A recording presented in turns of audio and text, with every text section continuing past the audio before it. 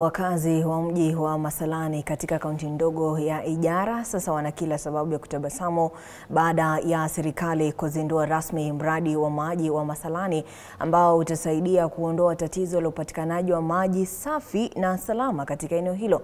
Kwa sasa wakazi wa eneo hilo wanapata afueni baada ya kukamilika kwa mradi huu uliofadhiliwa na Mamlaka ya Kitaifa ya Kusimamia Ukame yani NDMA kwa gharama ya shilingi milioni 20.3 na umejumuisha ujenzi wa bomba la maji lenye urefu wa kilomita 4.4. Akizungumza wakati uzinduzi wa mradi huu, Katibu Mkuu wa Maendeleo ya Kanda ya SL Kelo Harsama alisema kuwa mradi huu ni hatua muhimu ya kuhakikisha upatikanaji wa maji safi na kuimarisha uwezo wa jamii kustahimili athari za ukame.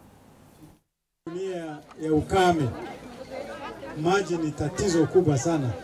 Sasa hapa Masalani leo tumekuja kufungua maji ambao itasafu watu zaidi ya 12,000 katika sehemu za Masalani. Na pia hiyo maji itasaidia mifugo yenu, itasaidia domestic use ya nyumbani, itasaidia mashule 3 pamoja na madarasa.